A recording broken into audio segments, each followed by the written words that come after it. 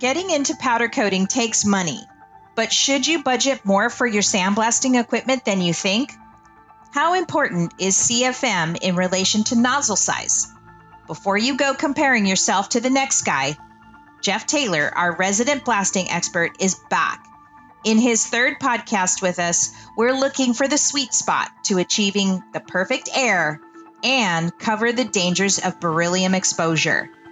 Plus, we're giving away Blast One's exclusive surface prep guide as a bonus to the first 10 followers who sign up to become an avid listener on the podcast. Get ready to level up your powder coater game.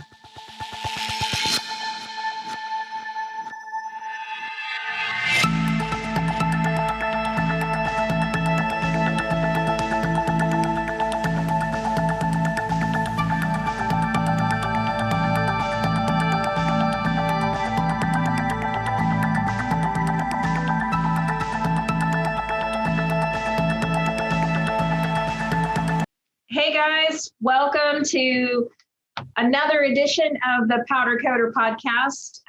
We do have Jeff Taylor here today. He is from Blast One, and as you know, he's been on a couple of shows. I'll reference those shows. I think it was 14 and 15 where we go over blast media basics, and then kind of come back for a second edition, an extension of that, where we talk about CFM and, the size of your blast booth. So go reference those two, but just know that Jeff Taylor's here with us today. He's our resident sandblast media and sandblasting expert. Happy to have him back on the show. He's always open and available for question and answer for me and for you guys as well. And I want to so Jeff, welcome to the show. Thank you, Kim. Excited to cover the range of topics today. Yeah, so give us like a brief, kind of just a real quick, in case somebody hasn't heard those two episodes, who are you and where do you work? Sure, absolutely. So I'm Jeff Taylor. I work for Blast One, and Blast One is a global supplier of abrasive blasting equipment and abrasive. We specialize in GMA garnet. It's an abrasive that we specialize in, so we can help people select abrasive as well as equipment for their sandblasting needs.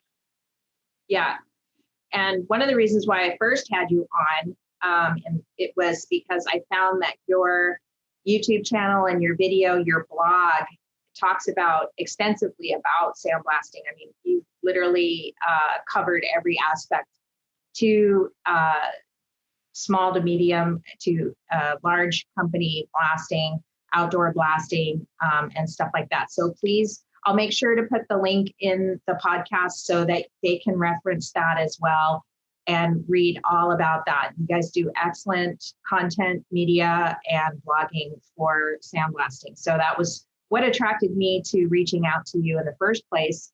But today I got a little gift from Jeff, and a lot of people know that I've talked about the Blast One. It's called a Surface Preparation Guide booklet.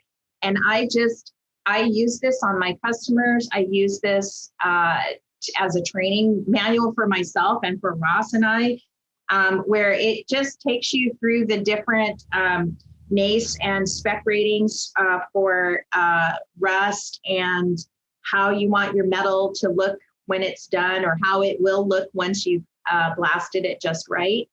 I love showing this to our customers just because they're always asking these questions, and it really helps me show them what their rusty metal stuff is going to look like after it's done blasting, especially when it has severe rust like this. So this is such a useful tool in my showroom here.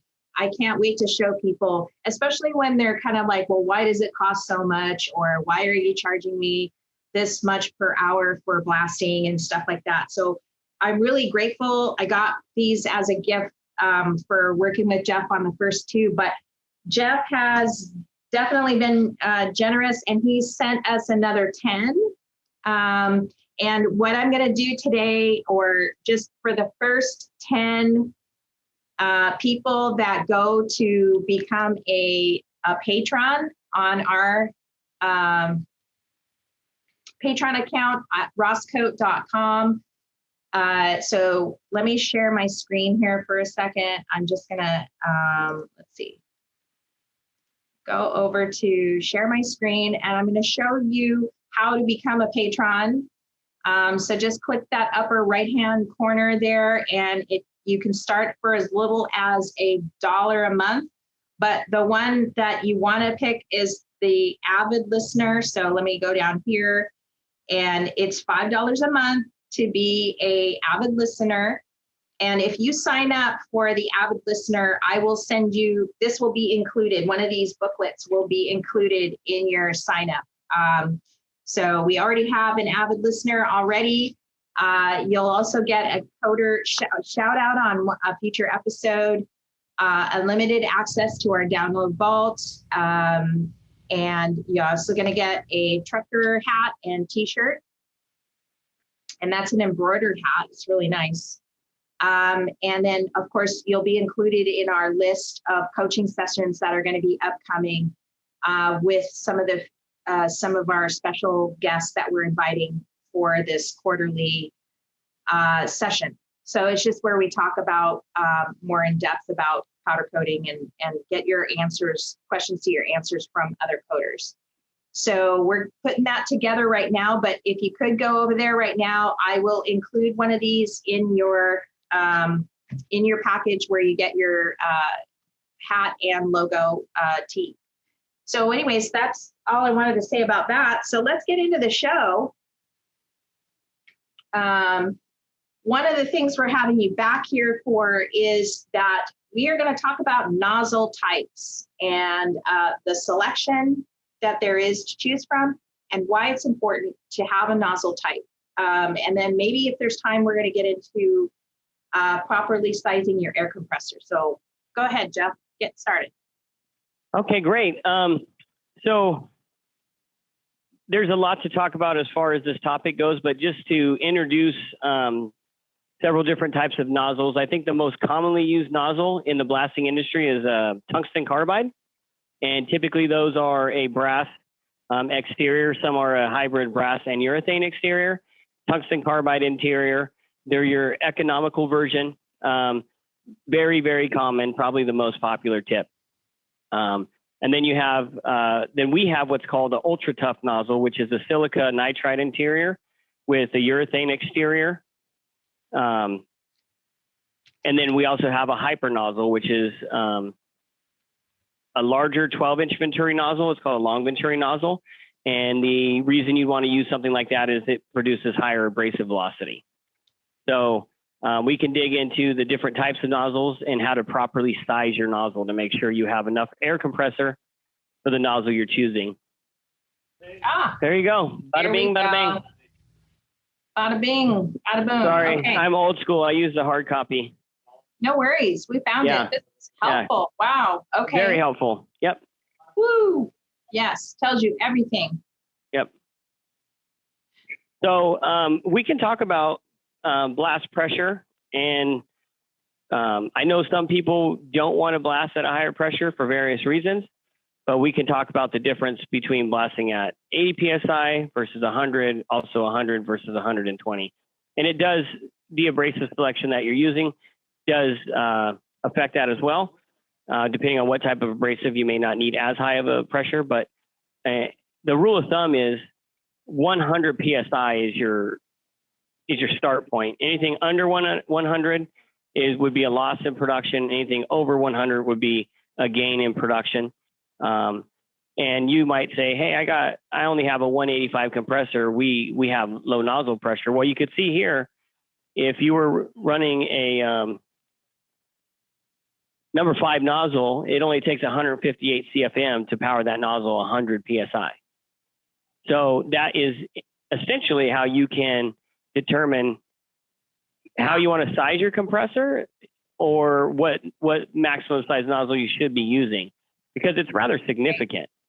For every 1 PSI you lose, you lose 1.5% production under 100. So the difference between 80 PSI at the nozzle and 100 PSI at the nozzle is actually 30% production.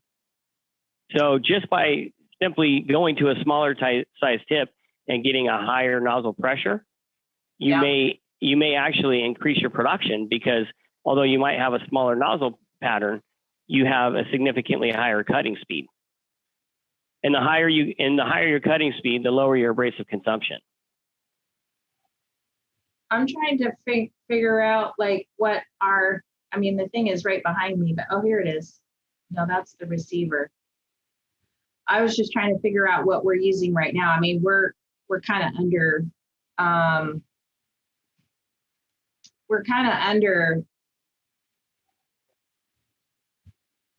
underutilizing, I guess. I don't think we're quite where we need to be. As far as the amount of air, the size air compressor? Yeah. I think that's probably the most commonly, you're not alone. The most common thing that we see when we go shop to shop is air is expensive, and air compressors are very expensive. So normally you're not seeing the 400, 500, 600 CFM compressors. You're seeing smaller, maybe 185s or even smaller. So you can I think that's where look at how you could get higher pressure just by selecting a different nozzle. So that was a little bit of the reason why I thought it would be a good topic to talk about, is utilizing what you have and how to get the most out of your cutting speed. Yeah, I think that it's like not the mentality, but just you almost have to think over, like you have to go for more than what you need. Is that true? I mean, in terms of like addressing,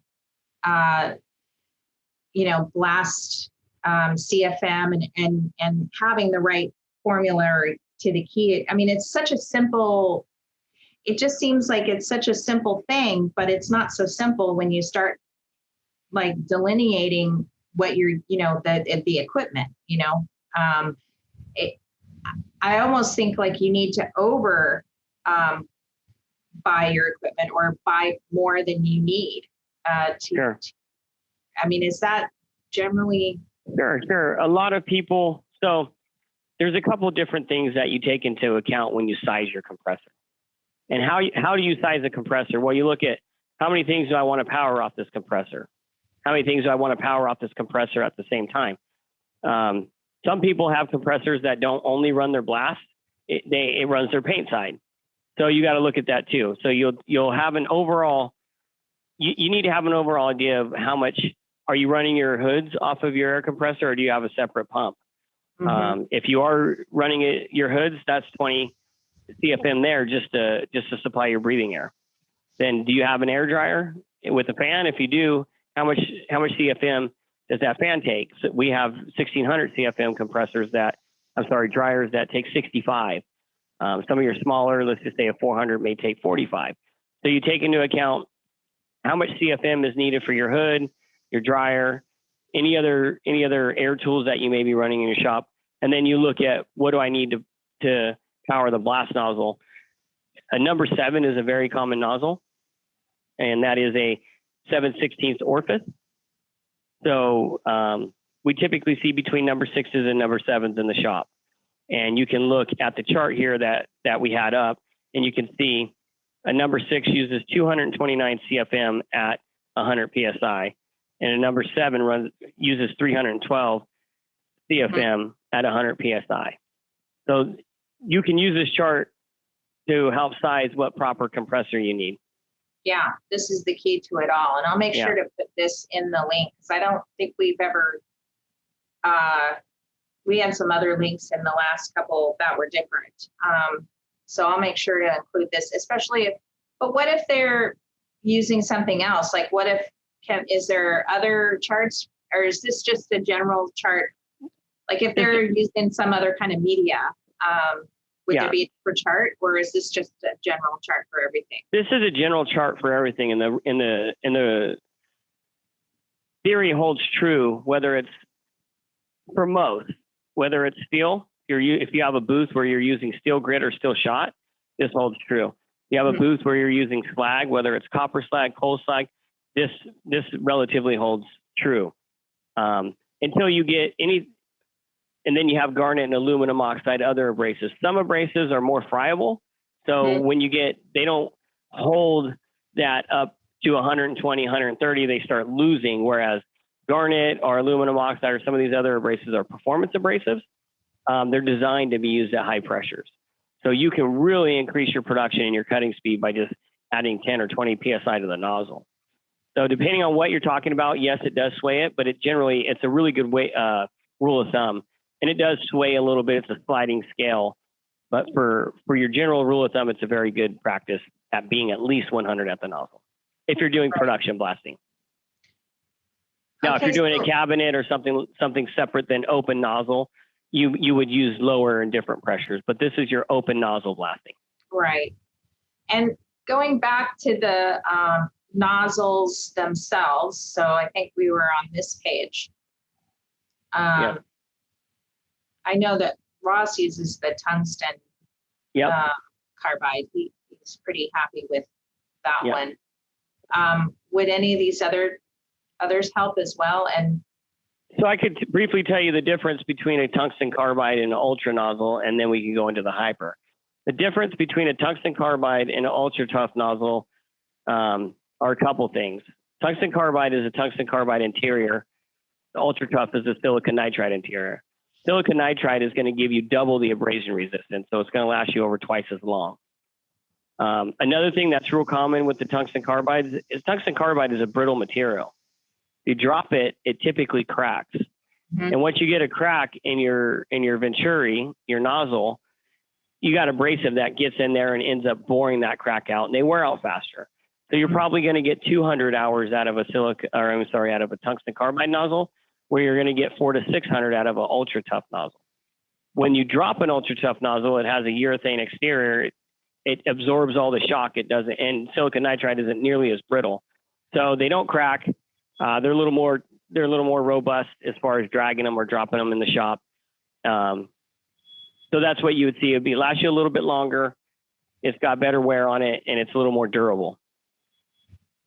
Now, moving into your high performance silicon nitride blast nozzle, which we call our hyper nozzles, they are about 12 inches long. They're what you call a long venturi. They give you 30% higher abrasive velocity. You think, why would I want that? Well, if you have large projects that require a lot of blasting, it's going to give you, it's a great production nozzle. So if you have to get a lot done, you probably want to jump into this nozzle because it's going to give you a higher abrasive velocity, which is going to give you a better cutting rate. Yeah, so if you're doing like a tractor trailer, or you're blasting that, or large panels. Yeah. Something where you're doing large panels or any high production. If you're doing small lattice work or angles, or, you wouldn't want that because you'd have a lot of waste. You'd want to get into a smaller nozzle like a 5 or a 6. But it would be if you had a large amount of area to cover, it would get more production. In terms of pricing, and I'm not, we don't have to get specific. I'm just talking about price ranges. Sure. So what are we looking at between these three? So the tungsten carbide range from like $99 or $90 to $150, I think. The ultra tough nozzles range from $150 to $250, and the high performance hyper nozzles are about $450 to $550. And that gets lower and higher. There is a drastic difference between like a number 4 and a number 8. Number 8 is going to cost you quite a bit more than a number 4. So that's a good idea of where you're at to buy a nozzle. And what's this one here? So that is our Raptor large pattern nozzle. I actually don't have very much experience with that. We don't sell a whole lot of those. When it comes to high performance, we usually use our hypers, but according to this, it has a much larger pattern. Looks like a production nozzle of sorts as well. Hold on.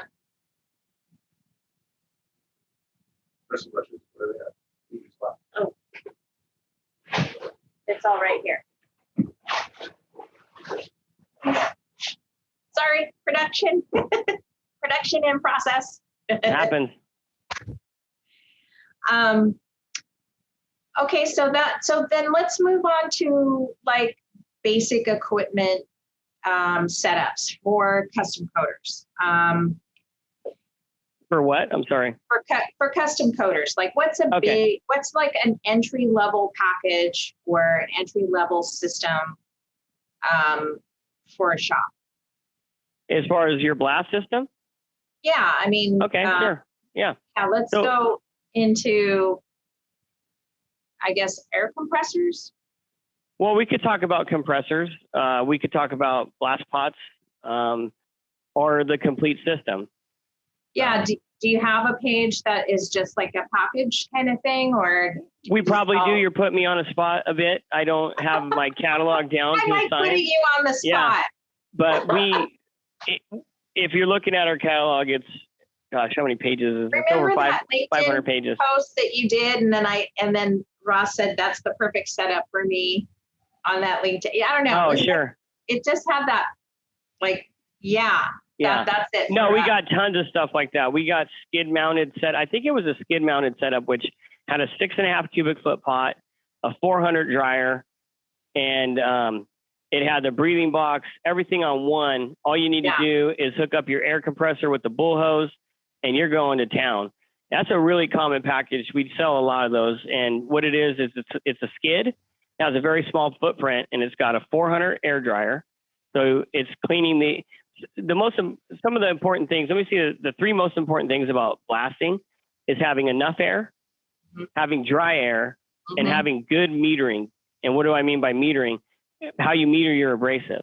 If you get those three things right, you're going to be a successful blaster. So when you're talking about metering, you mean dialing it to that right PSI and doing all that? What I mean by metering is how much abrasive you use. Okay. So abrasive flows down the bottom of the pot into the hose and is pushed out by a pusher line. And there's a metering valve in between there usually. That metering valve opens and closes depending on what abrasive you're using and allows more or less abrasive. So getting your abrasive properly tuned in to where you're not using too much, but you're also not running lean is critical. So if you can get that metered properly with the right amount of air and dry air, you will be successful. Yeah, I mean, I think that we have, just in general, our powder coating system, I think Ross has at least 3 or 4 water traps or air filters. Yeah. Yeah. So if you wanted to go once humid too. So we got. Yeah, exactly. So there's 2 different types of air dryers. So you can use water traps, but if you wanted to go one up and get into a system that catches not only moisture, but oil, anything that could come from your compressor, you could get an ADS, which is a deliquescent dryer, or you can get an ACS, which is a coalescence. One has desiccant tablets in it that removes even more moisture from the air, or you have one that works off centrifugal force and just drip, kind of like what you have now, but a little bit beefier as far as a moisture separator. Either one of those would work for you. Yeah.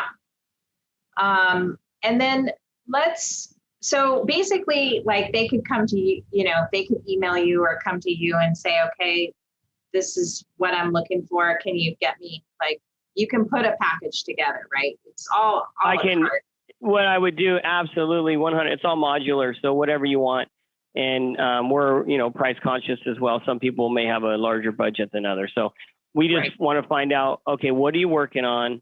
What are you doing? And we will just have a very candid conversation about ways you can go. If you have a very tight budget, if you want to go top of the line, we'll go anywhere in between that range for you. Do you guys sell blast cabinets too? We do, yes. What page is that on? Again, putting me on the spot for the catalog. I don't know. Type it. Let's see here. Blast cabinet. Yeah, you might be able to find it faster than me here. Well, it's not under that.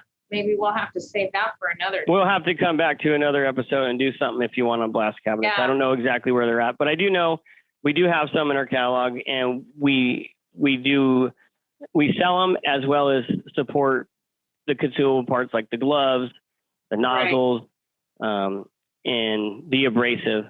Usually you'll have crushed glass or garnet in a cabinet environment, maybe A-locks.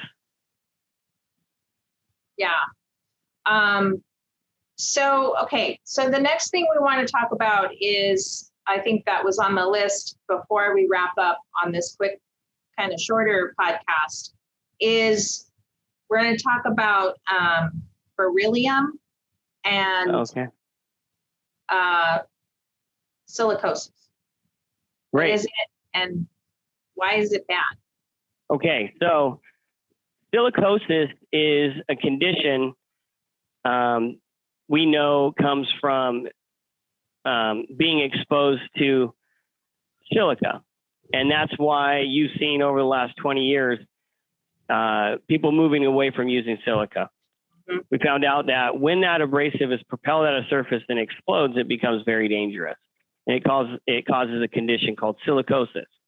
So if you're using silica as your blasting abrasive, you have to have controlled measures to protect your operators, because it's a very dangerous environment. And if you breathe it in, you could cause yourself harm. So most people just don't use it because it's so difficult to keep your operators at the permissible exposure limits that it's just easier to use another abrasive and a lot safer.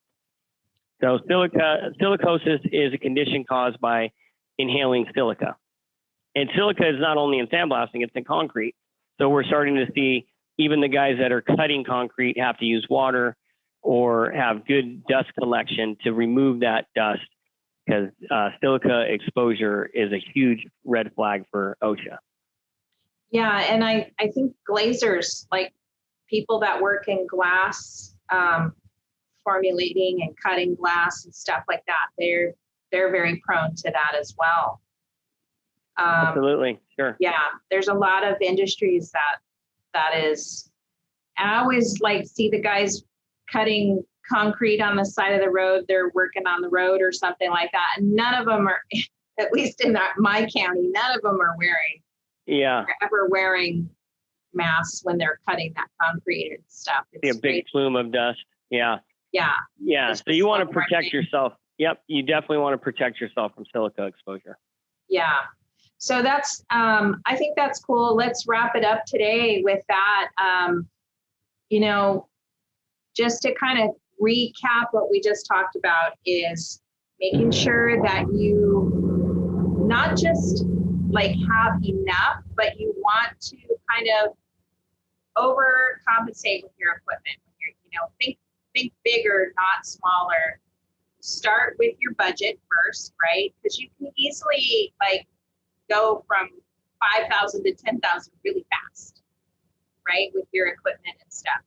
Oh, the air compressor's your largest purchase. Yeah. A 375 air compressor is, $50,000. Right. So think about how much blasting you're going to do every week, right? So if you're a smaller operation, I know a lot of guys have the intro, they'll get the blast cabinet. I know for us, we never, at one point, Ross wanted a blast cabinet. I guess it always seemed like somebody would always forget a part or do something, and then you have to put the whole suit on just to blast some tiny little thing that somebody forgot to drop off last week or whatever. And for us, we just kind of bypassed all of that. I mean, yeah, it's a nice love to have kind of thing for us. But at this point, he just realizes that it's just so much safer and so much better for him just to get into, get suited up, have that clean air and just go into the room, even if it's just for something really quick or small. I think eventually we'd like to have that. For us, that's kind of like it's just kind of like, yeah, it'd be convenient.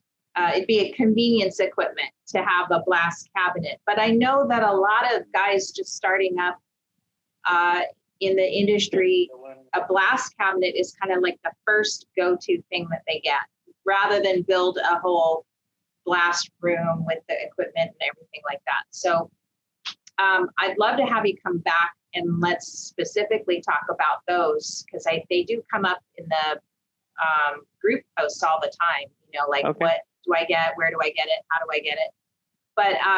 But really, you know, the budget, estimating your needs, and then making sure that you have every bit of the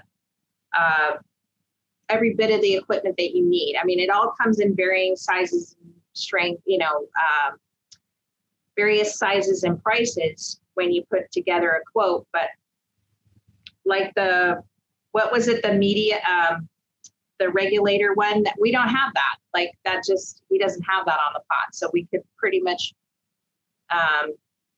get one, you know, we need one of those actually to kind of maybe, you know, because his is simple, but it's bigger. So we went for the bigger, but not sophisticated. So it's really just a variable thing. And knowing it all. Yeah. Yep. Awesome. Well, thanks for coming back today. Appreciate Thank you, it. Kim.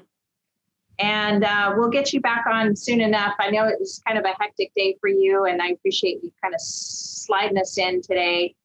Again, if you want to get a booklet, Jeff's company has really done a very nice thing and sent me 10 of these. So if you want to go to the support page, sign up to be an Avid listener, and you'll get one of these with your t-shirt and your hat. So first 10, I only have 10 of these. So it's just going to happen for the first 10 people that sign up for that.